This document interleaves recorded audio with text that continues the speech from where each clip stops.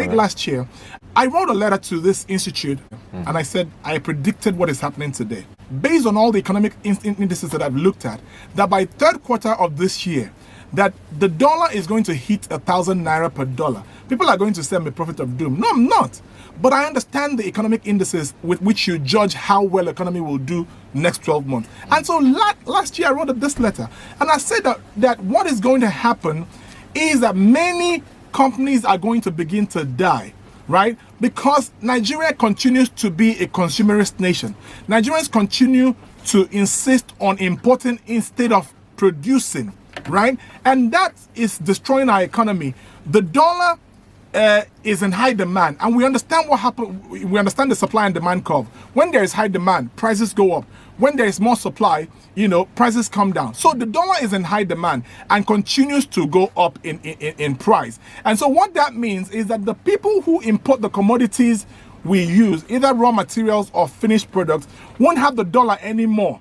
There won't be enough dollar to be able to import those commodities because Nigeria is not selling enough oil to provide them those dollars. So what that means is that many of these businesses are going to begin to fold up, and as they begin to fold up, they won't be able to, pay salaries. So I predicted that by third quarter of this year, the dollar is going to hit $1 to 1,000. We are at the second quarter and it's already at 660, which means that my predictions were right? And I said that there is a solution.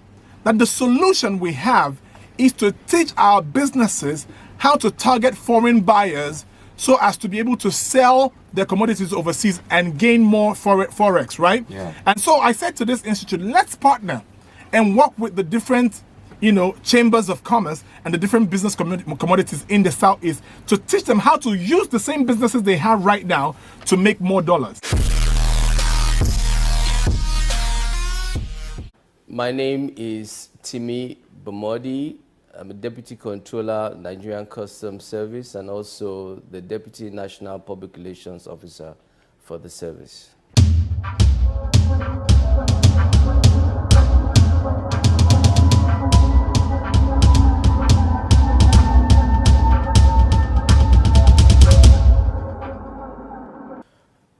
The importance of export to the Nigerian economy, it's really huge.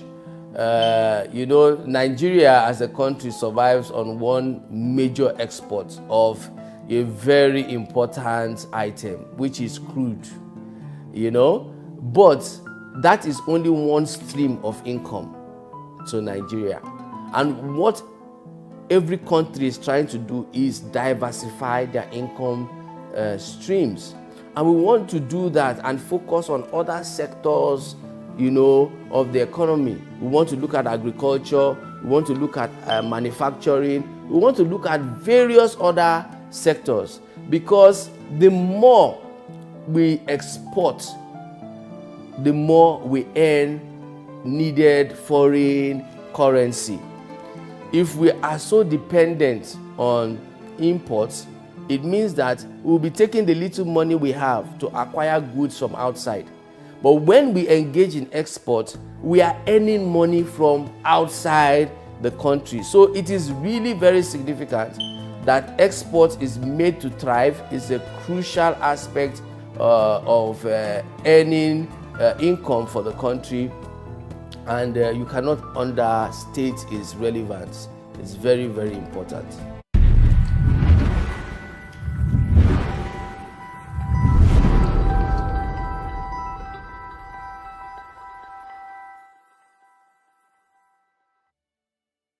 This matter is one of life and death for Nigeria and Nigerians, and so we have really got to figure it out. It's a crazy situation and it's unprecedented. We've never had it this bad. So Nigeria is essentially broke, right? And so this morning, the budget office told the government to stop indiscriminate borrowing, right? That should be the thing for anybody. Right? Yeah. This administration have been callous, careless, and reckless, right? With their borrowings and with a whole lot of other stuff. Now, I said this a couple of times when I interacted with you on economic matters. Borrowing is not a crime. Borrowing is not a bad thing. But the question is, what are you borrowing for? And the monies borrowed, what are you doing with them? When you borrow to feed, whether you're a family or you're a business or you're a nation, you borrow for consumption, then that's recipe for destruction. And so with that as our situation, I can only predict what is going to happen to Nigeria is what happened to Sri Lanka just a few weeks ago. When the masses got tired, they stormed out to the street, stormed into the presidential palace. The president or prime minister took 2 soldiers, got on a private jet, and flew out to the Maldives, right? So anarchy is about to happen if Nigeria does not arrest the situation right now. It's a bleak situation, it's a terrible situation, but it's not totally lost, right? There are solutions, but it's high time our leaders begin to listen to us. We've talked about these situations over time, we've given solutions, and nobody paid attention. Now, it's a sad thing that we've come to this point. But Yagazie, I'll shock you. I'm a little bit excited that this is happening. Why? I'm sad on the one hand, but on the other hand, I'm happy that it's happening. Because just 1% of Nigerian politicians have been the ones, reaping the benefits of Nigeria's wealth. The senators, the governors, the ministers, people high up in, public service have been the one, enjoying the wealth of Nigeria, either by fraudulently cutting our wealth, our common wealth away, or, doing some dirty deals. So what you're going to find, if Nigeria goes broke, then there is no way it can sustain the payment of senators and the governors and all the high pension packages for the governors. We just can't afford it anymore. And so if you don't have the money, how are you going to pay them? So what that means is that politics will become less lucrative and attractive for people who want to go in there to steal money. And when that happens, Nigeria is going to go into a reset mode. Right? And so what that means is that people are going to begin to look away from politics, and only those who really want to work will begin to go into politics, right? And the people who will begin to call the shot in Nigeria will be the people who have skills to earn Nigeria Forex, who have skills and ability to make vital investments in Nigeria and earn a lot of money. These will be the people who would actually begin to call the shots in Nigeria. So essentially, Nigeria will reset to a pure capitalist economy, right? Where the business people, control the economy. And so that makes me glad, right? But like I said, the situation is not totally lost. There is a way out. Tough. It's going to be tough at really first tough, for honestly. many Nigerians. For the civil servant who earns 30,000 naira a month, it's going to be tough for them. The next 1 year, it's the same thing. Last year, I'm going to tell you about my predictions that I made, the one I made in 2007 and the one I made in November, December last year. They've all come to pass. And now I'm going to make another prediction. I am not a prophet of doom, but if you know how to look at economic indices and interpret them, you can almost tell what's going to happen in a country's economic future, right? So I'm going to make another prediction that 2023 is going to be a tough year, right? But if we play our cards right, we will come out from this perhaps by the end of next year, going into 2024. Nigeria will begin to recover fully if we actually begin to implement all the right economic principles, because right now we're playing games, right? So what I'm trying to say in essence is that basically our politicians got us here. Bad economic policies got us here. So, but I want you Nigerians who are listening to us today to tighten your seatbelts, right? If you're a student, what you should do right now is to begin to acquire skills that you can export, okay? Because foreign exchange, bro. That's right. Wow. Every Nigerian now who is of the learning age should go and acquire a skill that you can export. When you do that, you will improve your family economy, which will also help save Nigeria. Right? Right now, for any economy to do well, and companies have to do well. When companies do well, they employ labor, right? But for companies to do well, the workers of every nation have to earn enough salary. And for the last 10, 15 years, Nigerian income have been dwindling. How has it been dwindling? 30,000 3 years ago was much more valuable than 30,000 today. And Nigerians are still earning 30,000 with the high rate of inflation. So what that means is that the Nigerians don't have purchasing power anymore. If the citizens earn enough salary and they're spending, then that means that their spending will grow businesses. And as businesses grow, they help stabilize the economy. By paying taxes to the government, government gains IGR, right? And if these companies are exporting companies, they also export commodities made in Nigeria and they earn us forex, right? But on the part of Nigeria, our workers are not earning enough salaries. And so a lot of commodities are quickly entering into what I call the luxury list. For example, gas. When I wrote a letter, I'm going to talk to you about all of this. When I wrote a letter to an institute last year, I talked about a lot of products going to enter into the luxury list. Gas, for example, has entered into the luxury list. But many middle-class families cannot afford to buy a cylinder of gas anymore. Yeah, so that means it has entered into the luxury list. So what do you think is going to happen to all the companies that cater to the production of gas cylinders and the gas product itself? These companies are going to begin to lose money, and eventually they're going to get out of business. And once they get out of business, they're going to lay off labor.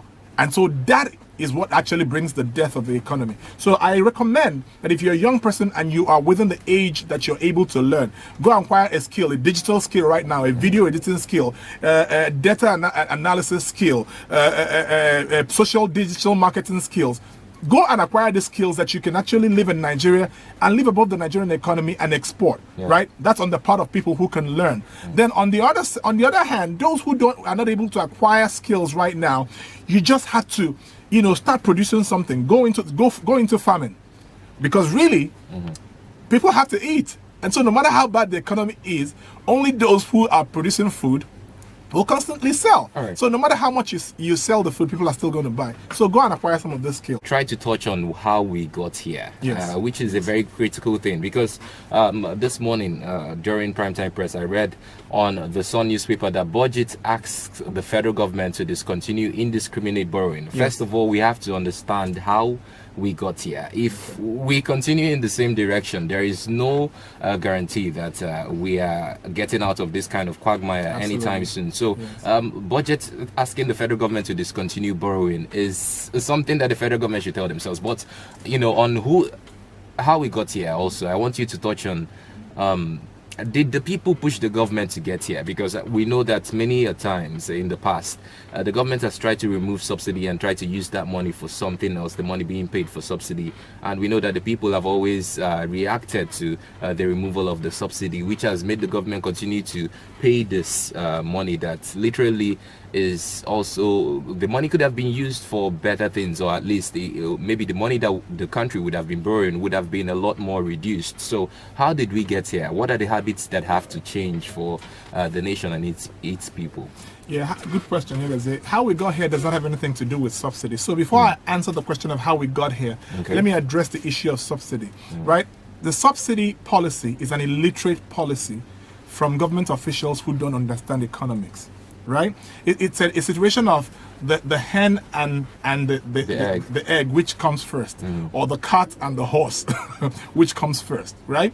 Now, the issue of subsidies should not have arisen if we had literate government officials who understand economics, right?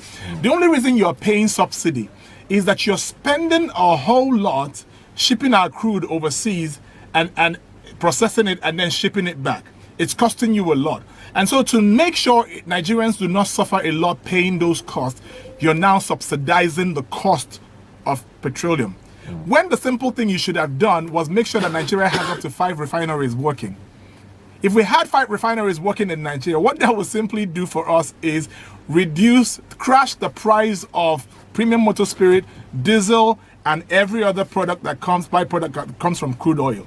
So when they say we need to stop paying subsidy, is destroying the Nigerian economy, it's crazy. They think we're fools. You don't need to. We're not asking you to pay for subsidy. All you need to do is fix our refineries. Once the refinery starts working, what you're going to cut off is the cost of shipment overseas. That freight, that transportation cost, you cut it off. That transportation cost of bringing it back, you cut it off, which one's in the billions. Now, the cost that you pay to the refining company overseas, you cut it off. Whatever you pay for clearing the commodities at the processing port, you cut it off. So these are expenses that you cut off when you produce locally. And so what is going to happen is that the price of petroleum, for example, will drop to about 30 naira a liter or less. You go to Germany, German cars are cheaper than American cars sold in Germany. Why? Because German cars are manufactured locally in Germany, right? So you're not paying the cost of shipment of those vehicles from America to Germany. Yeah. So it's the same thing. When you manufacture locally, you cut off the cost of freight and port costs. And so the price of the commodity comes down. So when government talks about subsidy, it tells me that they're really ignorant, right? That's number one. Now let's address how we got here. Every Nigerian up to the age of 30 today is guilty of bringing us here. Wow. But I'll start with the government. Yes, I'm telling you. Okay. I'll start with the government. I start with the government because of bad policies. Now, when Nigeria discovered oil in, I don't remember the date now, but somewhere around 60s, 70s, right? Mm-hmm. Nigeria focused its attention on oil, and they said Nigeria has an oil boom, right? And so Nigerian politicians started spending oil money. It made them lazy. I remember one time I told you that it's out of laziness and you wondered how. Now, oil made our politicians lazy. So we discontinued the agricultural projects, the functional agricultural projects we had. For example, in the southeast, the ones that Desambakwe and a whole lot of other politicians had, we discontinued them because oil was giving us constant money, right? But they had to have known that it was going to end someday, right? So that's that. On they discontinued the agricultural, the yielding agricultural projects we had, with which we built many institutions. And the University of Nigeria in Nsukka was built from proceeds from agriculture. Some of the net building, what that was once the tallest building in Nigeria, was built from proceeds from agriculture, and many infrastructural projects were done in Nigeria with proceeds from agriculture. But we discontinued that because now we have oil, and so our food production went down. Now, if you take an audit of all the natural resources that Nigeria has, think about it: tin ore, precious minerals, precious stones, precious metals, gold, iron ore, name it. Just name it. They're uncountable minerals that Nigeria has. And then we have left them unexplored because we have money from oil. They had to have known that this oil was going to, end, oil revenue was going to end someday, right? And so that is why Nigeria depended on crude oil. And so because we put all our eggs in this one basket of crude oil, when the crude oil prices started crashing in 2007, Nigerian economy began to die. Now, in 2007, I predicted, during the economic crunch that happened all over the world, I predicted that a day is coming, because during that time, Obama was still the president. So Obama quickly came up with a policy of driving green cars. And so Obama started sponsoring companies who would go into production of vehicles that would not need petroleum products to run. I saw the red signs then and I got afraid. And so I started preaching the message of diversifying the Nigerian economy, because there's going to certainly come a day when green cars are going to be proliferated. And what it would do is that most countries in the world would not need crude oil anymore, which makes us important right now in the Committee of Nations.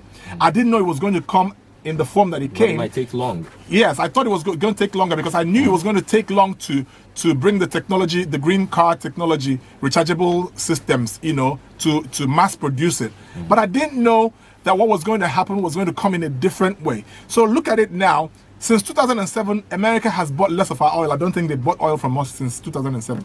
The UK is not buying from us anymore. Many countries that used to buy from us are not buying from us anymore. So that is why the Nigerian economy is dying. Because this mono product that gives us all the money we've spent all these years is not yielding anymore.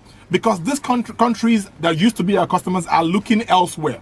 So if we were a wise people, if we had a wise government, what we should have done was diversify the economy, go into other sectors, give out licenses to the private sector to explore our precious stones, our precious minerals, to explore our bitumen, to explore everything explorable, our gold, and begin to actually export this. But no, we didn't do it. And so now our cocks, how'd you say it, our hens are coming home to roost, and Nigeria is in trouble. So Nigerian government, number one, is guilty for not diversifying the economy. 2, for making wrong economic policies. And 3, for the corruption that has eaten Nigeria so deep. Okay? Now, let me tell you the other reason Nigeria is in this trouble right now is because of 2023. And so corrupt politicians have bought up all the dollars and hard currencies ready to bribe, people come 2023. Now look at all the dollars that were used for bribes just a couple of months ago. What that did was it drove away the liquidity of forex in the Nigerian economy. And so currently Nigeria is a consumerist nation, and so a lot of companies that are importing are employing a lot of labor. So because these politicians now hoarded the dollars to use them for bribes, there's no dollar or euro in circulation for the importers to do their business and actually continue to pay taxes to government. So that's affecting our economy daily, right? So on the part of government, these are the issues. Corruption is also eating us deep. But why did I say that every Nigerian up to the age of 30 is guilty? The banks are also guilty. Now, the banks have a policy of financing import as against financing export. That is like shooting yourself on the foot. Because when you finance imports, what you're doing is that Nigeria makes about $42 billion, from export annually. So when this $42 billion comes into the Nigerian economy, this money is supposed to serve as a buffer for the Nigerian economy and make it strong. What does the banker do? The bank takes the same money and gives it to the importer, who takes the same dollar that should have buffered the Nigerian economy and shifts it right back overseas. And so our naira has no value. Because currencies get their values from either the gold bar or from other foreign currencies that are stronger than it. Okay. So the strength of the Nigerian economy is tagged to the dollar. So that dollar that should give the central bank ability, if we have more dollar than in circulation, that means Nigeria is making a lot of money through export. We have a lot of dollars. That means it strengthens the naira, and so the central bank can afford to print some more notes. I need to explain this to you. A little bit more, please. Yeah. Now, let me explain this to you. Now, when you have a family of 7 and your income is 100,000, right? And this is 2022. And then come 2024, your family population increases from 7 to 15, and your income is still 100,000. Can you see that the number of mouths that the 100,000 feeds increases? So what that means is that 100,000 will not be enough to cater to 15 people as against when it catered to 7 people. Yeah. That's exactly what's happening to Nigeria right now. Every day people are born, children are born. So more people are coming into the Nigerian economy. Every year graduates come out and take up jobs, right? And so if Nigeria was making $15 billion annually, for example, and that is used to cater to 1 million Nigerians, right? And at the end of a fiscal year, you have 5 million graduates coming out of universities. They enter into the job market. So what does that do for us? The population rises to 6 million, right? And yet our income is stagnant. And that same income is supposed to cater to everybody that works, including the new employees. You see that money will never, go around. So what you need to do to cater to situations like that is make sure that the country is earning enough dollars or euros by simply exporting. But because our government is not paying attention to export, we're not earning enough. Our income is pretty much stagnant, right? And so population is growing, we're giving birth to more children, more people are entering into the labor market, and the stagnant economy we have is not enough to cater to them. So a wise government should have placed emphasis on export and then employed many Nigerians into the export business. All right. There was a time the President Muhammadu Buhari led government tried to cut down on importations when the borders were closed, and some people reacted. The people themselves reacted because we know that a lot of Nigerians run flights from Cotonou, right, and import a lot of things through that medium. And I think due to those reactions, the government has again opened these borders. So it's some back and forth between the government, the leaders, and the led. So you're shaking your head. You're saying no. No, it's because the government does not understand the economy, doesn't understand economics. If you make sure that people have employment, then they cannot tell you what to do. If you're really convinced that shutting down the border is good for Nigeria, then you stand your ground. But the problem is that you're shutting down the borders which is a source of livelihood to many Nigerians, and you're not giving them an alternative. So if you give them an alternative to earning income within Nigeria, you won't see them at the borders. Then you can shut down the borders. But I was trying to explain to you all the people that are guilty of bringing Nigeria here. So the bankers are guilty on two folds. One is that they are giving money to the importer. But on the other hand, the bank managers who are staff of these banks are so corrupt that they get dollar at a cheaper rate from the central bank. Now, their mandate is to sell this dollar to Nigerian businesses and travelers who travel overseas or who, deal in the importation of equipment or, processed goods, right? These are the people you're supposed to sell directly. This is how it happens overseas. But look at what bank managers do. Our bank managers take the same money they get from the central bank. Let's say they get it for 315 naira from central bank. They're supposed to sell at the official rate at 415, for example. So the difference between the 315, the buying price, and their selling price should be the bank's profit. But let me tell you what the bank managers do. The bank managers collude with the black market sellers, the Hausa people and other Igbos who deal in the black market. And so what they do is they get it for 315 from the central bank, and they take the whole dollar verbatim and sell it to the black market at 515, for example. So their profit now is the difference between the 350 that they bought from the central bank and the 550 they sell. Can you see how much money the bank manager is making? And so the bank manager is not interested in supporting businesses who actually need this dollar to survive their businesses. They're more interested in selling it to the black market so that they can make personal profit aside from the salaries that they earn. And so when they now sell to the black market in turn adds to his own profit on top of it and then sells to the businessman. So do you see how much money of the businessman's capital he's losing just to acquire that dollar? Affecting the general revenue that we can generate absolutely as a country. Yeah. Absolutely. So after committing all this fraud, what happens? The daring importer businessman gathers all that money at all costs, and then ships it overseas, draining the Nigerian economy of the hard currency that is supposed to make it strong, and then ships that money overseas. When he buys those commodities, those things you guys made him pay, he's going to make the masses pay, because he's going to build all that expenditure into his final price with his profit on top of it, and he sells it to you, and that causes inflation. And who suffers? You and I, who are the end users. And so this is how the banks and the black market dealers and the businessman importer it colludes to destroy the Nigerian economy. Now, where do you play a part? You play a part because of your taste for foreign goods. That's why the importer is still in business. Because you, the masses, continue to say you want Gucci, you want Givenchy, you want Prada, you want a foreign shirt, you don't want made in Aba.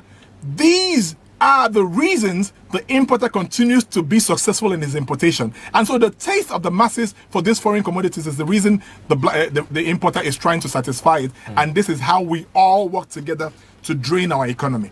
Now, if we will change our taste as the masses right now and decide to begin to consume locally made products, what you're going to find is that we're going to begin to consume made in Nigeria. And as we begin to consume made in Nigeria, more of our money will begin to circulate within Nigeria, and our currency will get stronger, right? Our currency will get stronger. And so that demand for the dollar will go away. And so you will see that the bank manager will not see the need actually to take that money and give it to the BDC, because nobody is actually demanding it anymore, or rather the demand is lower. So this is how we have all, join hands to destroy the Nigerian economy, and this is how we can actually begin to peel back, and win it back. There are many more solutions I'm going to give you, but I wanted to, point these out. I want to know if you consider this a solution, because you've talked about that, excuse me, that we need to begin to diversify the economy. Absolutely. And if we had refineries here, you mentioned that our lot would be a lot better if we Absolutely. had functional refineries in Nigeria. And just recently,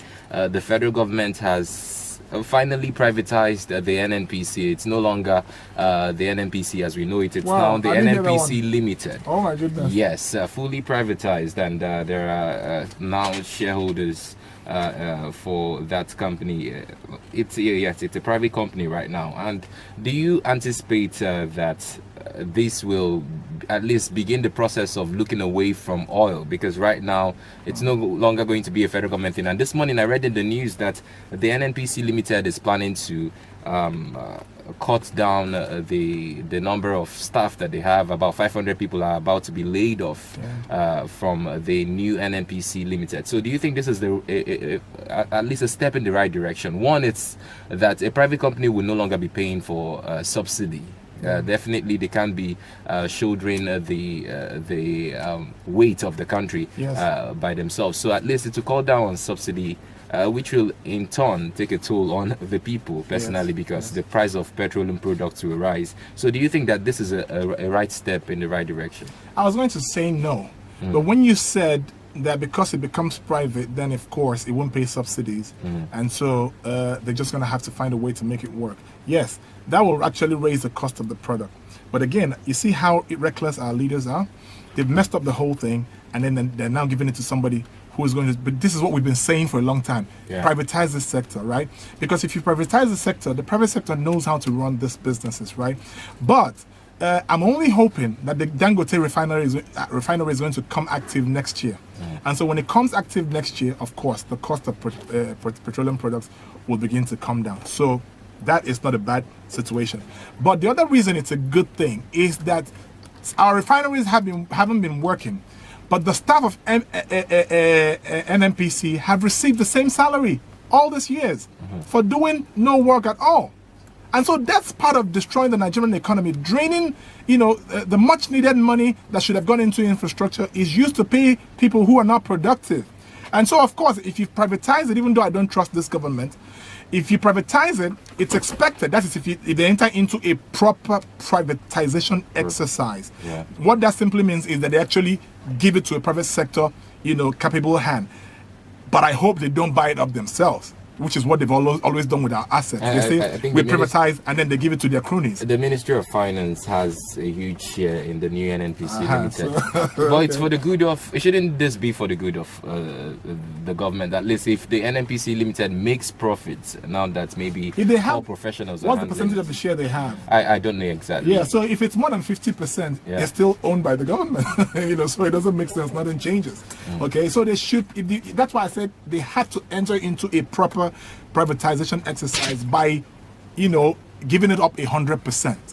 If you give it up 100%, it goes into the hands of, the private sector. They run businesses better. But I hope it won't be the same thing they did with Nitel, with Nikon Noga, with Hilton, a lot of these assets that were bundled up, and yet these politicians went behind with their cronies and bought them up.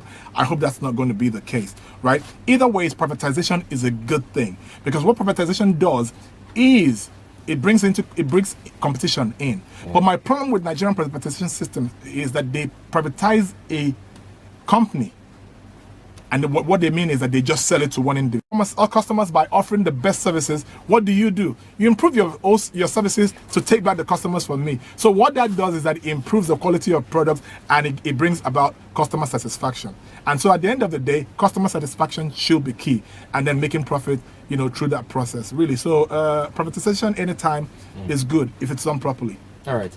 So we hope that the NNPC privatization is properly done. That's the prayer right now, because there's a lot to grapple with in terms of offsetting the deficits that we have in terms of the borrowing that the Nigerian government has accrued over the years, and what it has to offset, so that at least we can begin to run again. Because what it means now is that probably the government will go ahead to borrow to pay salaries, instead of, because like you mentioned earlier, the borrowing should be for maybe capital projects that will help the economy to grow within. So in terms of looking to solutions right now, are there positives to take away from what is happening to the Nigerian finance and economy at the moment? Well, like I said, for me, number one is that politics will see politics quickly begin to become very unattractive, right? Because if Nigeria is broke, we can't pay the senators all the monies we pay them, right? We can't pay the governors all the monies and all the pensions. I'm sorry, I have to cut you short, because you're talking about this, and then we have the chief judges of the Supreme Court asking for 10 million naira. That's not going to happen. That's not going to happen because Nigeria can't afford that anymore. So what's going to happen is that all these Nigerians who are fraudulently earning fat salaries or taking away fat paychecks will not get those anymore, right? And so, like I said, politics will quickly become, unattractive. And so only those who really want to work will now begin to go into politics. So that's number one takeaway for me. But I want to say that what we need to solve this problem, I want to give you my second prediction. Late last year, I wrote, I almost wanted to call the name of that institute, but let me spare them. All right. Because really, our different learning institutes of learnings are also contributing to this. They're not researching. They're not giving the country solutions to our very many problems. They're just sitting down. And look at ASU right now. I feel for them because our students are suffering. But really, our lecturers are not doing enough. Okay, our professors are not doing enough. They're just professors because you did one thesis 20 years ago and you're a professor forever. You're supposed to research every day and come up with solutions that you give over to government. There has to be a synergy between institutions of learning and the government. This is how it is overseas, right? But I want to say this now, that I wrote a letter to this institute. You know this institute, I believe so, but I won't mention it. I won't mention it today, so you don't want litigation. Yes, please. So I wrote a letter to them last year, and I said, I predicted what is happening today. I said that I predict, based on all the economic indices that I've looked at, that by third quarter of this year, that the dollar is going to hit 1,000 naira per dollar. People are going to say I'm a prophet of doom. No, I'm not. But I understand the economic indices with which you judge how well economy will do next 12 months. And so last year I wrote this letter, and I said that what is going to happen is that many companies are going to begin to die, right? Because Nigeria continues to be a consumerist nation. Nigerians continue to insist on importing instead of producing, right? And that is destroying our economy. The dollar is in high demand, and we understand what happened. We understand the supply and demand curve. When there is high demand, prices go up. When there is more supply, prices come down. So the dollar is in high demand and continues to go up in price. And so what that means is that the people who import the commodities we use, either raw materials or finished products, won't have the dollar anymore. There won't be enough dollar to be able to import those commodities because Nigeria is not selling enough oil to provide them those dollars. So what that means is that many of these businesses are going to begin to fold up, and as they begin to fold up, they won't be able to, pay salaries. So I predicted that by third quarter of this year, the dollar is going to hit $1 to 1,000. We are at the second quarter, and it's already at 660, which means that my predictions were right? And I said that there is a solution. That the solution we have is to teach our businesses how to target foreign buyers so as to be able to sell their commodities overseas and gain more forex, right? Yeah. And so I said to this institute, let's partner and work with the different, chambers of commerce and the different business commodities in the Southeast to teach them how to use the same businesses they have right now to make more dollars. And then that means they will stop struggling. Till today, they're telling me the board hasn't sat. Right? So you see how the private sector or the institutions of learning are not helping as well. Because what we could have done is that Nigerian companies have commodities as at last year. But the problem is that because the income of the average Nigerian worker has reduced in value, they don't have money to buy those commodities anymore. And so the companies that are selling these commodities are struggling. It is not a lack of commodity. They have these commodities. Yeah. So the simple thing to do will be to teach them how to target other countries who don't have as much as inflation as Nigeria has, other African countries or European or American countries who need these commodities and have the spending power to actually pay for them. What you simply do is relocate your commodities from a dying economy to a booming economy, and what that gives you is forex. And so a commodity that you sell for 100 naira in Nigeria, if you export it to Kenya, for example, you earn 4 times that money. So you see, that's what we simply needed to do to teach these Nigerian businesses how to begin to export and earn top dollar. Okay. That institute has not partnered with me. I went to a chamber of commerce here in Enugu. They haven't partnered with me. And I wasn't even asking for money. I was saying, let's simply teach our businesses how to do better. Because these businesses will be agents of economic growth. when we teach them how to export their commodities, they earn in hard currency. And that hard currency they earn is paid where? Into their bank accounts in Nigeria. And so when they are paid into the Nigerian bank accounts, there's a liquidity of foreign currency in the Nigerian economy, and we wouldn't have been here today. We would have still had enough dollars circulating, even though our former buyers who used to buy our oil don't come to market anymore. We would have still had enough money because we have many businesses exporting. And so nobody wants to listen. So it's just like the story of Joseph. Imagine what could have happened to Egypt when the butler told Pharaoh, there's a guy called Joseph who is in jail who can actually tell you what your dream means. Listen, imagine the Pharaoh didn't listen. Imagine Pharaoh didn't bring Joseph to the palace to interpret the dream. Imagine that Pharaoh did not give Joseph a chance to implement his economic policies. What would have happened to Egypt? So there are many of us who understand the Nigerian economy and how we can make it work. But we are like Joseph with a solution, but Pharaoh is not listening. And that's why the economy is dying right now. So I'm saying to them, Nto. All right, Mr. Tony, I don't think this is the time to rub it in because I think everyone is suffering at this point. So, yes, we've been preaching this message since when? I was scared. I think it's scandalous to think about what the finance minister, Mrs. Zainab, said about the economy, and it's really sending shivers down my spine if I think about it for a second, because you wonder. You said you made predictions that the dollar would exchange for 1,000 naira, $1 to 1,000 naira. It will still happen. And we are seeing within a week there was an appreciation in terms of the amount that the naira exchanges for. Yes. I think from 622 to 644. 60. That is a lot to happen in over a week, and this is really precarious times for. And the dollar is getting stronger. That's why the dollar is the strongest it's been the last 20 years. It's also affecting American businesses anyway, because they don't want the dollar. They don't want the dollar to be that strong. Yeah, that means more countries can buy from you, right?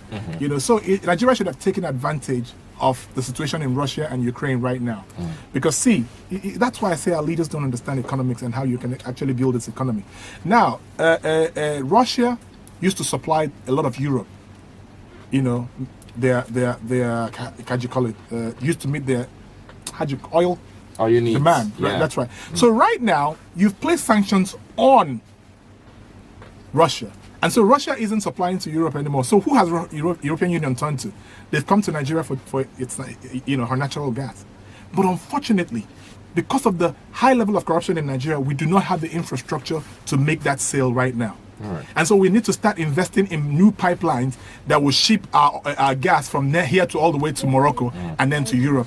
If Nigeria was working and the economy was working and our leaders were investing in infrastructure, now Europe came knocking, we would have already been making top dollar or euro right now selling our Mr. Tony, please, we have heard from the callers and they've said a lot. A lot of people have blamed just the leadership about the woes that Nigeria finds itself right now. And it's something that I'm thinking about because we have elections in 2023. Do you think that the people who are gunning for the apex seat in governance in Nigeria to be president in Nigeria, do you think that they understand what they would have to face when they assume office come 2023? Two of them don't, absolutely. we actually know the only person, and I'm not saying this because I'm Igbo. You know, I'm going to tell you, I have never been involved in politics.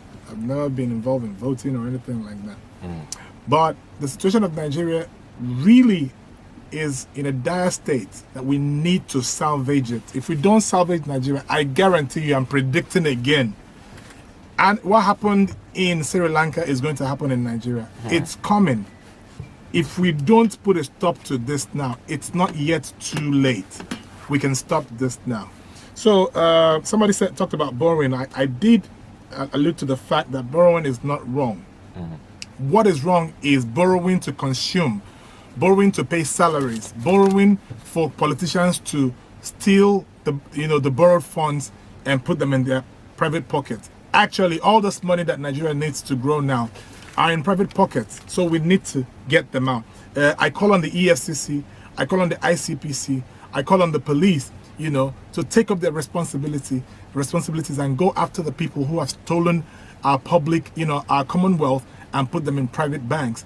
private bank accounts. We need to go get it from them. So borrowing is not wrong. We're using the borrowed funds for wrong purposes. Now, somebody said, how do we pay all this money that Peter Obi told us? This is why I'm excited about this man, the only person who's come out and told us how he intends to pay China and every other person we owe. Now, we keep talking about cut back on the cost of governance. It's not just saying cut back on the cost of governance. We need to eliminate the pension system for governors in Nigeria. We need to take back all the allowances that the senators earn. If we can actually cut down on the cost of paying public servants, top public servants in Nigeria, we will be able to pay more than 50% of the money we owe, to foreign countries. So we must look into that. Borrow to invest, that should be the way forward. Somebody said our problem is fundamental. Yes, our problem is fundamental. And all we need to do is take our votes to the polls next year. Vote out this government. Put competence in place. Nobody cares about party anymore. Nigerians shouldn't care about parties anymore. If your preferred candidate is in APC, it doesn't matter. Vote competence. If he's in Labour Party, vote him. Okay, you can be a card-carrying member of APC, and yet you find that the real man, based on your conviction, is in another party. Vote him. We need to save Nigeria. Okay, so to pay the debts, we need to cut down on the cost of governance. Anarchy is looming. So really, these are the things I want to talk about. Everybody has expressed their opinions. Their opinions are valid. We know what to do. We need to weaponize our votes. And by weaponizing our votes, I mean we need to take it to the polls next year. But I want to leave my final advice. Everybody listening to me right now, you're a graduate and you're looking for a government job. You're wasting your time. Okay, like I said, go and learn a skill that will let you export your skills overseas. So that means digital skills, skills in digital marketing, social media marketing, video editing, data analysis, web creation, app creation. Any digital skill right now is exportable. So you can sit at the comfort of your home and earn top dollars or euros, and people will pay you overseas. These are stuff that we can teach people. And this is the point where I say, Urban Radio, you guys have to wake up. We need to educate the masses, not just talking here. Okay, you guys should organize trainings for us. We will power. We are open for partnerships. But I've told you guys many times, it's no more time to sleep. You have listeners who are going to be affected by the situation of Nigeria. So what are you going to do for them? Organize these trainings. We will come and train them. Right? So we're willing to partner with you. My company is willing to partner with you to train them, show them how to earn foreign currencies. You can live in Nigeria and live above the Nigerian economy. It is the truth. But we need a platform like yours to organize it, and we'll come and power it. Okay, so finally I'm saying go and learn the skills. Now, for those of you who have passed the age of going back to school, even though there's no age too old for going back to school, you need to start exporting commodities. Start an export business right now. Okay, register a business with any EPC. You can either register a corporation, a cooperative, or an LLC, limited liability company. Okay. Then next step, go to the NEPC, Nigerian Export Promotion Council. Get the license. 24 hours, you will get an export license. It's just about 13,500. You get an export license, and then look for people who can teach you. Reach out to Urban Radio. If you have a good number of people calling Urban Radio, demanding for this export trainings, access to international markets, and how to run international trade, we'll organize a training and we'll come and train you guys. So start an export business. Start exporting commodities. What kind of commodities can you export? Precious metals. Nigeria has it in abundance. Precious stones. We have it in abundance. We have a lot of precious metals, stones in Abakaliki here. There are precious stones in Abakaliki that you can sell for as much as 25 million naira a truckload. Once it's coming out, there are people to buy. But we're not taking advantage of these things. So start exporting those. Start exporting organics. I mean by organics, I mean farm produce, zobo leaves, that this thing they call hibiscus, right? There's a whole lot of stuff that you can export. Honey, there's a whole lot of stuff, the organic stuff that you can export. By doing this, you help save the Nigerian economy. So start exporting services. Like I said, if you're a teacher, You can actually teach people living in the UK. If you know how to write projects, you can sit in Nigeria and write projects for university students in the UK and earn dollars. Whatever you can do to earn dollars and bring it back to Nigeria, it will help the Nigerian economy buffer right back. So export is the solution. There are other solutions, but we'll leave them for another day. Then finally, start a branch of your business in a foreign country. Nigerians are too myopic. Just Nigeria. All these traders in Nnewi, Onitsha, they have enough money to go to Kenya and set up a branch of their business. Go to Togo, set up a branch of your business. Go to Uganda, set up a branch of your business. What you're doing is that with the Nigerian commodities, you power the businesses in these countries, and they pay you hard currency in their local currency. But when you want to transfer it back, their banks will quickly provide you dollar or euro that comes to Nigeria. When you're doing this, you're building your own personal and home economy, but you're also building the Nigerian economy. So together we can save this nation. Let's do it.